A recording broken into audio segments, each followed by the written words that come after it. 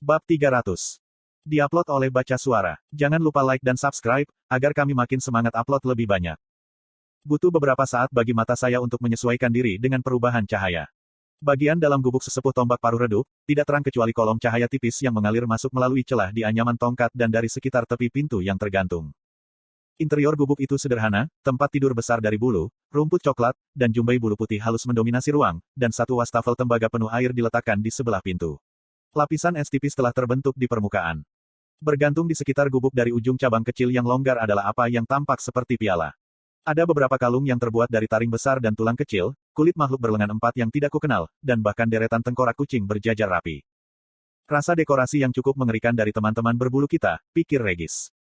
Kami belum bisa memastikan mereka ramah, aku memperingatkan, pandanganku beralih dari satu item ke item lainnya sampai perhatianku mendarat kembali pada kalung yang terbuat dari cakar. Bukankah itu terlihat sangat mirip dengan yang ditinggalkan di altar? Ketika penatua itu beringsut ke tempat tidurnya dan berjongkok, kakinya yang kurus terlipat di bawahnya dan aku bisa melihat lebih baik pada jari-jari kakinya yang cakar. Saya pikir Anda benar, Regis menegaskan. Sekarang pertanyaan yang lebih besar adalah, apakah mereka meletakkannya di sana atau salah satu dari binatang beruang? Kupikir. Suara Regis tenggelam ketika mataku terfokus pada sesuatu yang jauh lebih menarik. Saat sesepuh itu beringsut di sarangnya, untuk sesaat aku menangkap secercah eter ungu di bawah tempat tidur. Ada semacam peninggalan yang tersembunyi di dalamnya, aku yakin itu. Bahkan mungkin sepotong ke portal. Duduk, burung tua itu serak, melambaikan sayapnya di sekitar gubuk. Tidak memberikan indikasi bahwa saya telah memperhatikan sesuatu, saya duduk di lantai tanah yang padat di sekitar tempat tidur, berpikir mungkin tidak sopan bagi kami untuk mengganggu tempat peristirahatan tetua, dan Caira duduk di sebelah saya. Tidak yakin harus mulai dari mana, saya tetap diam dan menunggu tombak paruh melanjutkan. Diam adalah kebijaksanaan, kata burung tua dengan bijak, sambil menganggukkan paruh hitamnya ke atas dan ke bawah. Lama, sangat lama sejak seorang Ascender mengunjungi kita. Petik 2. Kami memiliki banyak pertanyaan, tetua, tetapi pertama-tama, kami harus memanggilmu apa? Saya bertanya dengan sopan. Burung tua Grey itu mengepakkan paruhnya dan membunyikan klakson dengan cara yang tidak bisa saya tiru, lalu tertawa, suara seperti biji-bijian sedang digiling. Dalam kata-katamu, paruh tua. Petik 2. Tersenyum pada keakuratan nama Old Brokebick, saya memegang tangan saya ke dada saya dan berkata, dan saya saya berhenti, tersandung kata-kata ketika saya hampir mengungkapkan nama saya. Yang ini Grey, potong Caira, melirikku dengan aneh dari sudut matanya, dan aku Caira. Suatu kehormatan bertemu denganmu, paruh tua. Petik 2. Bagaimana kamu bisa tahu bahasa kami? Saya bertanya, berharap untuk mengalihkan pembicaraan melewati kesalahan saya yang hampir terjadi. Terlepas dari urgensi kami untuk meninggalkan zona ini, saya sangat ingin tahu tentang tombak paruh ini. Sejak dilahirkan kembali ke dunia ini, saya belum pernah bertemu dengan makhluk mana atau eter secerdas makhluk ini. Apakah jin begitu kuat sehingga mereka menciptakan kehidupan yang berakal dan cerdas hanya untuk mengisi cobaan mereka? Tampaknya tidak masuk akal. Pendaki lain, cukup bijaksana untuk mendengarkan, mengajari saya ketika saya baru saja belajar terbang. Penatua mengepakkan paruhnya beberapa kali, mengacak-acak bulunya, dan mematuk tempat tidur di bawahnya sebelum melanjutkan. Saya telah menyimpan pengetahuan ini, dan membagikan kata-kata Anda kepada setiap pendaki untuk menemukan kami sejak, atau mencoba. Banyak yang tidak cukup bijak untuk mendengar kata-kata itu. Petik 2. Aku mengangguk saat tuan rumah kami berbicara, membayangkan tipe Ascender kuat yang mungkin telah mencapai zona ini hanya untuk menyerang setiap binatang buas yang mereka lihat tanpa menyadari bahwa mereka bukanlah monster. Tetapi jika mereka mampu melawan Ascender yang cukup kuat untuk tiba di zona ini, maka orang-orang ini pasti lebih kuat dari yang terlihat. Regis selesai. Saya senang Anda datang, dan Anda membawa kebijaksanaan, burung tua itu melanjutkan. Kami membutuhkan Anda, dan Anda membutuhkan kami. Petik 2. Caira mencondongkan tubuh ke depan, mata merahnya menatap mata ungu Spearbeak. Kamu tahu di mana pecahan portal itu? Klan menyimpannya, iya, tetapi mereka tidak akan memberikannya kepadamu, tidak. Old Brokebick menggelengkan kepalanya yang keriput, paruhnya yang panjang memotong bola balik di udara seperti pisau tajam. Klan, tanya Caira. 4 klan, iya, dan hal-hal liar. Hal-hal yang tidak ada artinya, mereka membawanya juga, tetapi mereka selalu berburu yang lain. Hal-hal liar tidak bisa tidur dan tak kenal takut dan selamanya serakah. Penatua mencondongkan tubuh ke depan, melihat dari Caira ke saya lalu kembali lagi. Tapi klan lebih buruk, kejam, bodoh, 4 tinju, beruang hantu, cakar bayangan. Hanya paruh tombak yang tahu kebijaksanaan. Petik 2. Beruang hantu. Saya bertanya, memikirkan makhluk bearish tak terlihat yang kami lawan di bawah kubah, berjongkok jauh di bawah kami sekarang di dasar kaldera. Monster-monster besar yang lapar, kata sesepuh itu dengan tidak menyenangkan, mengacak-acak bulunya seolah menggigil.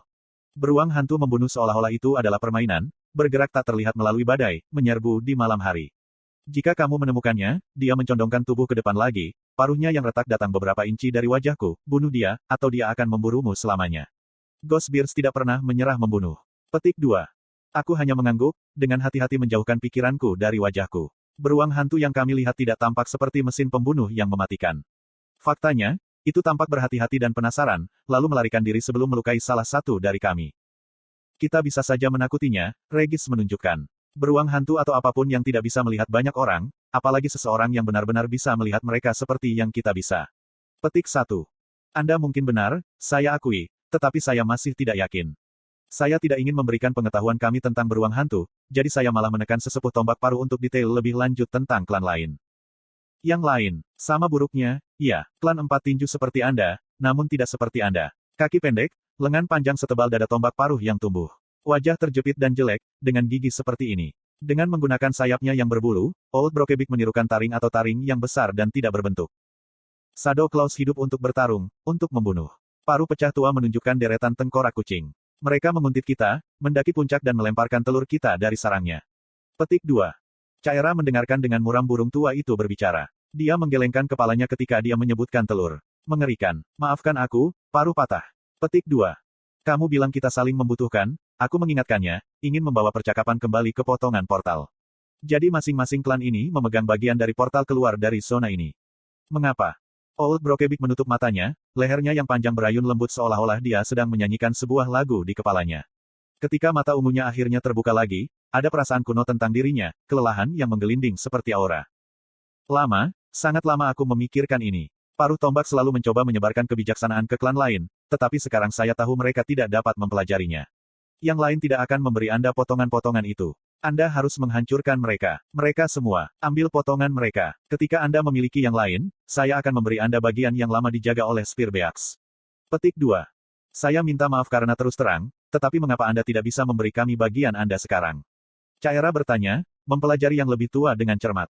Lehernya berputar ke samping sedemikian rupa sehingga kepalanya hampir terbalik. Jika para Ascender gagal, jika mereka mati di salju, di bawah cakar, gigi, dan kemarahan klan lain, maka kita akan kehilangan bagian dari kuil pencipta kita sendiri. Tidak, ini bukan kebijaksanaan. Petik 2. Meskipun aku mengenali arti dalam kata-katanya, aku terganggu oleh hal lain yang dia katakan. Para pencipta. Paruhnya yang panjang dan gelap bergerak naik turun perlahan. Klan lain hanya merasakan energi pencipta di dalam relik, dan karenanya menimbun dan memujanya. Mereka terlalu bodoh dan terlalu kejam untuk memikirkan tujuan potongan, iya. Petik 2. Klan-klan ini, tampaknya, telah mengembangkan semacam mitologi di sekitar jin, kubah, dan lengkungan di dalamnya. Jika potongan portal memancarkan eter, dan makhluk-makhluk ini bisa merasakannya, maka masuk akal jika mereka menginginkannya. Kamu akan membutuhkan hadiah pencipta untuk menyembuhkan portal. Kamu bisa melakukan ini. Aku mengangguk. Sama seperti ruang cermin, kami hanya datang ke zona bersalju karena saya sudah memiliki alat yang diperlukan untuk melewatinya. Tes demi tes, saya merenung dalam diam. Pada saat itu, perut Caira bergemuruh. Old Brokeback tersentak, menatap bagian tengah tubuhnya dengan mata lebar, paruhnya yang retak sedikit terbuka. Makanan, iya, saya telah menjadi tuan rumah yang buruk. Sangat ingin berbagi kata-kata, saat Anda lapar. Datang, kami telah duduk, kami telah berbicara. Sekarang, makan, iya. Petik 2. Kaki sesepuh berderit terdengar saat dia berdiri dan memimpin jalan keluar dari gubuknya. Di luar, kami menemukan beberapa Spearbeaks berlama-lama di dekatnya, menatap tajam ke arah kami saat kami mengikutinya kembali ke udara pegunungan yang dingin. Paruh pecah tua membentak, berdentang, dan mengaum, dan yang lainnya mengangguk dengan hormat dan mulai mengikuti kami, membentuk dua garis panjang. Alis Caira berkerut khawatir ketika dia menatapku, tetapi aku hanya mengangguk dan berjalan di belakang paruh tua. Spearbeaks bergumam dan terkekeh dalam bisikan rendah, gemerisik fitur mereka semakin keras saat kami mengikuti Old Brokeback melewati desa. Yang lain menjulurkan paruh mereka keluar dari banyak gubuk dan berbaris dalam barisan dadakan. Beberapa paruh tombak berputar di langit di atas kami, lagu aneh mereka jatuh di atas lembah gunung. Kami mengikuti yang lebih tua ke gubuk lain yang hampir identik dengan penutup pintu Grey Pudar. Dia menjentikkan paruhnya 3 kali dan kerumunan di belakang kami terdiam ketika paruh tombak berbulu gelap yang kami lihat saat memasuki desa muncul di ambang pintu. Ada percakapan singkat dalam bahasa mereka sendiri, lalu tombak paruh hitam menyingkirkan gantungan dengan paruhnya dan yang lebih tua masuk, melambai kami dengan sayap. Aku melirik kembali kawanan itu, mereka semua diam dan diam, mata ungu mereka mengikuti kami dengan cermat. Mereka yang terbang melingkar di atas kami melakukannya dengan pola yang tidak wajar dan terjalin seperti tarian udara. Caira menghilang melalui pintu gelap di depan dan aku mengikuti, perasaan nyata, seperti mimpi dari dunia lain menyelimutiku seperti selimut tebal. Di dalam, gubuk itu hampir identik dengan Old Brokeback, meskipun tidak ada tempat cucian tembaga, dan satu-satunya piala di dinding adalah tengkorak beruang kecil dengan lubang sempit tepat di atas rongga mata kanan. Itu tampak terlalu kecil untuk menjadi beruang dewasa. Tombak paruh kedua, hampir identik dengan pemandu kami tetapi dengan pinggiran bulu yang berdiri dari kepalanya, terletak di tempat tidur, tetapi berdiri dan terhuyung-huyung ke samping dengan beberapa klak dan kicauan dari burung berbulu gelap itu. Duduk di tengah sarang adalah telur besar berwarna merah muda. Caira menatapku dengan ragu sekali lagi, tetapi aku tetap diam, menunggu paruh tua. Penatua berjalan perlahan melintasi gubuk, cakarnya bergerak melalui rumput kering dan bulu-bulu tempat tidur sarang, lalu dengan lembut mengetuk telur di beberapa tempat berbeda. Tanpa menoleh ke kami, dia berkata, telur ini tidak akan menumbuhkan tukik. Petik 2. Kemudian, tanpa peringatan, dia mendorong paruhnya yang tajam menembus kulit telur, menusuknya dengan retakan tajam. Saya melihat, ngeri dan terpesona, ketika dia mulai mengambil potongan-potongan cangkang, mengunyahnya dengan paruhnya dan menelannya sampai ada lubang besar di bagian atas, memperlihatkan kuning keemasan yang lengket. Aku tidak menyangka itu, gumam Regis dengan linglung. Penatua mengambil satu paruh telur, lalu menyilangkan paruh dengan paruh tombak yang berpohon sebelum dia juga makan dari telur itu. Mereka berdua mengulangi ritual dengan paruh tombak berbulu gelap, yang mengambil bagiannya. Makan, kata si penatua sederhana, lalu ketiga tombak-tombak berdiri di samping, mengawasi kami dengan penuh harap. Aku bisa melihat pikiran Caira tertulis dengan jelas di wajahnya saat rasa lapar dan jijiknya mengobarkan perang di dalam dirinya. Jelas bahwa ada semacam makna budaya, bahkan mungkin ritualisme agama, pada pasangan ini yang mempersembahkan telur mereka untuk konsumsi, dan meskipun gagasan bahwa makhluk-makhluk ini mengkanibal telur mereka sendiri tidak menyenangkan, saya berharap mereka tidak akan mengerti keraguan kami, dan bahkan mungkin merasa tidak sopan jika kami menolak tawaran mereka. Selain itu, Caira tidak bisa hidup selamanya di salju sendirian. Membungkuk dengan hormat ke masing-masing dari tiga tombak paruh, saya melangkah dengan hati-hati ke dalam sarang dan membungkuk di atas telur. Bagian dalamnya tebal, hangat, dan berlendir. Menggunakan kedua tangan seperti mangkuk, saya mengambil sebagian kecil dan menyeruputnya dengan hati-hati. Itu memiliki rasa musky, kaya yang tidak menjijikkan, tepatnya, tetapi asing dan aneh. Meskipun demikian, saya dengan cepat menghabiskan segenggam telur berlendir ketika saya menyadari sesuatu yang lain tentang itu. Kuning telur paruh tombak mentah berenang dengan ether, dan memakannya memungkinkan tubuh saya menyerap ether dengan cepat, membantu mengisi ulang inti saya setelah malam yang panjang di tengah badai. Regis, apakah kamu? Slot iklan. Kamu bisa pasang iklanmu di sini. Merasakannya. Oh ya, jawab Regis, menikmati dengungan energi yang kami serap hanya dari sendok kecil telur itu. Caira memperhatikanku dengan bibir mengerucut dan semacam ekspresi terjepit di wajahnya. Aku mengangguk ke arah telur Spearbeak, melebarkan mataku dengan tajam. Dia mengatupkan rahangnya dan menatapku dengan muram sebelum berlutut di ranjang sarang di sebelah telur besar berwarna merah muda dan memasukkan tangannya sendiri ke dalam gup emas. Bangsawan Alakrian menahan napas saat dia dengan cepat menyeruput seteguk telur hangat. Ya, makan. Makanlah, kata Old Brokeback dengan semangat. Caira dan saya bergiliran mengambil segenggam kuning musky dan terus makan sampai hanya genangan lendir dangkal yang memenuhi bagian bawah kulit telur. Bagi Regis dan saya, kuning telur yang kaya ether seperti meminum energi murni yang disuling, tetapi saya dapat melihat perubahan segera terjadi di Caira. Meskipun dia dengan tabah melakukan yang terbaik untuk tetap dalam humor yang baik bahkan setelah berhari-hari tanpa makanan, perut yang kenyang membuatnya tersenyum dan mengantuk, dan meskipun awalnya ragu-ragu, dia dengan bersemangat mengkonsumsi potongan terakhir telur di dalam cangkangnya. Beralih ke saya dengan mata terkulai, dia membuka mulutnya untuk mengatakan sesuatu tetapi sendawa kecil malah keluar dari bibirnya. Mata Caira membelalak kaget dan dia mengangkat tangan ke mulutnya. Sangat tidak sopan, komentarku. Caira hanya memutar matanya, menyeka bibirnya sebelum menjawab, itu seksis. Petik 2. Di sekitar kami, hampir tanpa disadari, Old Brokeback dan yang lainnya terlibat dalam percakapan yang tenang. Sayap merah dan bulu sejati telah menawarkan sarang mereka kepada Anda untuk beristirahat dan memulihkan diri. Kemudian, jika Anda bersedia, Swift Sure, yang membawa Anda kepada kami, akan memandu Anda ke desa Shadowclaw. Iya. Iya, terima kasih. Caira mengangguk, memejamkan mata, tetapi mencoba yang terbaik untuk tetap terjaga. Tentu saja, Brokeback, kataku, merasa lebih mabuk karena kuning telur yang kaya ether daripada kenyang. True Feather dan Red Wings melangkah dengan ringan di sekitarku dan mulai memecah sisa kulit telur mereka, memotong-motongnya dan meremukannya dengan paruhnya yang kuat, dan dalam beberapa saat telur itu benar-benar hilang. Masing-masing dari Spearbeaks memberikan busur bersayap terentang, lalu keluar dari gubuk, yang terasa lebih hangat dan nyaman saat ini. Segera setelah paruh tombak terakhir meninggalkan gubuk, Caira merosot ke belakang sampai dia berbaring tengkurap di bulu dan rumput, matanya sudah tertutup dan napasnya stabil. Dia benar-benar menjadi nyaman di sekitar kita, komentar Regis, mengeluarkan cegukan. Berhenti berbicara dan tetap fokus. Saya berharap Anda setidaknya memiliki kekuatan penuh besok, jawab saya, duduk di antara Caira dan pintu masuk gubuk. Menghembuskan napas terkendali, aku fokus pada ether yang mengalir ke seluruh tubuhku. Saya belum pernah merasa begitu jenuh dengan ether sejak saya mengambil alih timbunan batu ether kaki 1000 raksasa, dan saya tidak akan membiarkannya sia-sia. Namun, alih-alih menyempurnakan inti ether saya menyalakan rune langkah dewa. Tetap duduk di tanah, saya menyaksikan persepsi saya tentang dunia di sekitar saya berkembang sampai saya bisa melihat semua partikel ether sekitar mengalir ke segala arah. Saya bisa merasakan jantung saya berdetak kencang di tulang rusuk saya dan pikiran saya jernih saat saya fokus pada aliran jalur eterik yang terjalin. Kegagalan God Step saat mengejar Ghost Bear dalam badai telah mengajari saya dua hal, satu adalah, sekuat kemampuan ini, penyalahgunaannya bisa berakibat fatal, dan dua, saya butuh waktu terlalu lama untuk menemukan jalan yang benar. Apa gunanya memiliki kemampuan yang bisa langsung membawa saya melintasi ruang angkasa ketika saya membutuhkan waktu begitu lama bahkan untuk menemukan jalan yang bisa membawa saya ke tempat yang saya inginkan. Jadi, ketika Caira tidur, aku duduk dan menonton, rune langkah dewa memancarkan cahaya kemasan lembut ke seluruh gubuk tombak paruh. Saya memperhatikan bagaimana partikel eterik bergerak, bagaimana mereka berperilaku, dan mempelajari pola apapun yang dapat membantu saya menggunakan langkah dewa secara lebih naluriah. Segalanya bergerak dengan cepat ketika Caira akhirnya bangun, dengan mata merah dan kusam karena terlalu banyak tidur. Meskipun saya secara mental terkuras karena berkonsentrasi sepanjang malam, tubuh saya disiram dengan energi yang baru ditemukan. Kami menemukan Swift Sure menunggu dengan sabar di luar gubuk, bersemangat untuk berangkat. Namun, sebelum kami meninggalkan desa tombak paruh, paruh tua memiliki beberapa kebijaksanaan perpisahan untuk kami. Swift Sure cepat dan bijaksana. Dia akan memandumu ke desa klan lain, tetapi tombak paruh tidak bisa bertarung melawan Shadow Claws atau Four Fists, dia memperingatkan dengan muram. Jangan berharap untuk berbagi kata dengan mereka. Jangan ragu-ragu. Bahasa mereka adalah kekerasan, dan Anda harus mengucapkannya jika Anda ingin meninggalkan tempat ini. Kembali dengan potongan lainnya, dan kami akan memberikan yang terakhir. Petik 2. Dengan itu, Swift Sure membawa kami kembali keluar dari puncak gunung yang berlubang. Beberapa paruh tombak lainnya membuntuti di belakang kami sejauh tebing untuk mengirim kami pergi dengan kelak bahagia paruh mereka dan kicauan parau yang terdengar seperti sorak-sorai. Saya mengintip ke bawah di tepi tebing yang curam sementara Caira sudah mempersiapkan diri untuk turun.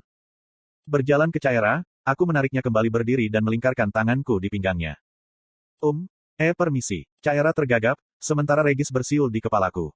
Berjalan lebih dekat ke tepi tebing dengan Caira di belakangnya, saya menoleh ke pemandu kami. Swift, kami akan menemuimu di bawah sana. Petik 2. Saya menyaksikan burung eterik putih itu memiringkan lehernya yang panjang dengan bingung tepat sebelum saya turun dari tepi tebing, membawa Caira bersama saya. Bangsawan Alakrian mengeluarkan jeritan kejutan yang segera berubah menjadi jeritan ketakutan saat kami jatuh ke rak batu 80 kaki di bawah. Arthur, menjadi kecoa seperti Anda, saya yakin Anda akan bertahan, tapi saya tidak berpikir Lady Hons bisa. Saya menyalakan God Step tepat saat kami akan menabrak dan tergelincir ke jalur eterik yang akan membawa kami langsung ke tanah hanya beberapa kaki di bawah kami. Kakiku menyentuh tanah dengan hampir tanpa suara, momentum yang kami bangun selama musim gugur benar-benar hilang. Oh, gumam Regis, benar-benar tercengang. Atau kamu bisa melakukan itu, kurasa. Petik 1. Caira masih membenamkan kepalanya di dadaku, kukunya menancap di kulitku bahkan saat aku melepaskannya. Kamu bisa melepaskannya sekarang, kataku ketika tanduknya menusukku lebih dalam. Caira tersentak sebelum dia mengintip ke bawah dan menyadari bahwa kami tidak lagi di udara. Hanya untuk memastikan, dia menginjakkan kakinya di tanah yang keras sebelum mendorong dirinya menjauh dariku.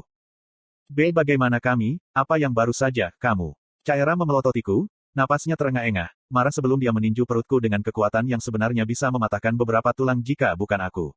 Lain kali Anda merasakan dorongan untuk melemparkan diri Anda dari gunung, jangan ragu untuk mengambil burung itu. Aku menggosok perutku, meringis kesakitan. Mengerti. Swift Sure mendarat beberapa meter dari kami, mengepakkan sayapnya yang besar saat dia menatapku dengan rasa ingin tahu. Cakar bayangan. Dia mengoceh, nadanya hampir seperti pertanyaan, tapi aku tidak yakin apa maksudnya. Pemandu kami menyerah untuk melihat saya untuk mendapatkan jawaban dan mengeluarkan suara serak sebelum membawa kami kembali ke jalur peralihan.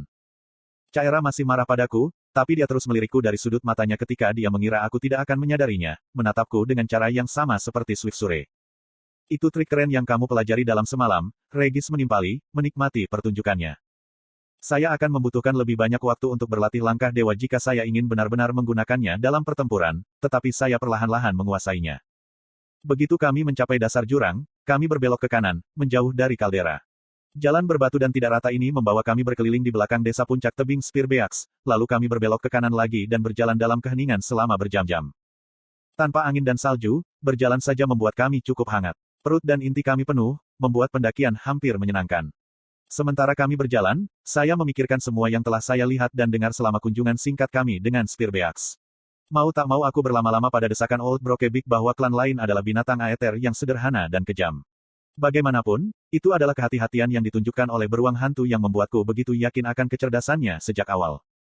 Jelas dari piala yang digantung dengan bangga di dinding tetua bahwa ada konflik antara klan, tetapi tengkorak beruang kecil yang patah di gubuk sayap merah dan bulu sejati tampak tidak lebih dari seekor anak. Bukankah istanamu dulu di bumi memiliki seluruh hewan boneka makhluk, termasuk 2 anak beruang kutub? Regis menunjukkan. Alisku berkerut kesal. Itu bukan. Saya belum membuat koneksi, tetapi rekan saya benar. Kami melihat beruang-beruang itu hanya sebagai binatang, dan tidak melihat sesuatu yang aneh tentang mayat mereka yang diisi untuk hiasan. Mungkin Spearbeaks memang melihat klan lain tidak lebih dari binatang buas. Menurutku kita hanya menghapus semuanya dan pergi dari sini. Kau tahu, jika kita bernegosiasi untuk beberapa telur lagi. Saya sendiri yang memikirkannya, dan Regis sangat mengetahuinya. Jika kita mengonsumsi cukup banyak telur paruh tombak, kita bisa mencapai dataran tinggi kekuatan eterik kita berikutnya, apapun itu. Namun, mengkonsumsi telur dari spesies makhluk hidup terasa salah. Tampaknya entah bagaimana khusyuk dan ritualistik bahwa kami telah diundang untuk makan dari telur itu, dan ketika saya memikirkannya, saya menyadari bahwa saya belum melihat paruh tombak yang jelas-jelas muda. Saya bertanya-tanya seberapa langka tukik di antara makhluk-makhluk aneh itu. Old Brokeback telah mengklaim bahwa tidak ada tukik yang akan lahir dari telur, tetapi pada saat yang sama, apa yang dilambangkan oleh telur-telur itu jika bukan masa depan spesies? Ini dan banyak pikiran lain memenuhi saya ketika kami mengikuti pemandu kami, yang kadang-kadang melompat bersama kami di tanah, di lain waktu terbang tinggi di atas, mengintai jalan kami. Meskipun Swiftsure tidak dapat berbicara dalam bahasa kami, dia telah belajar beberapa kata dan dapat berkomunikasi dengan cukup baik dengan menunjuk dan mengoceh. Cahaya tampaknya tidak berubah saat kami berjalan, dan meskipun kami melakukan perjalanan selama beberapa jam, malam tidak pernah turun. Saya tenggelam dalam pikiran ketika Swiftsure menjentikkan paruhnya untuk menarik perhatian kami. Dekat, katanya dengan suara seraknya. Tombak paruh tetap di tanah, melompat di depan kami menuju punggungan batu yang gelap dan terbuka. Ketika dia sudah dekat, dia melipat kakinya di bawahnya sehingga tubuhnya yang bulat hampir menyentuh tanah dan merayap ke tepi, lalu melambai kami ke depan dengan sayap. Caira dan aku berlutut, lalu mulai merangkak menembus salju. Itu, Caira berbisik pelan begitu kami tiba di dekat langkan tempat Swiftsure berada. Mataku juga menyipit. Sisi gunung jatuh ke bawah ke dalam lembah kecil yang penuh dengan pohon-pohon jongkok yang tidak berwarna. Di dalam cabang-cabang yang tebal, beberapa lusin gubuk berjongkok seperti burung kecil yang gemuk. Sesuatu sedang bergerak di dalam desa. 4 tinju, Swiftsure serak.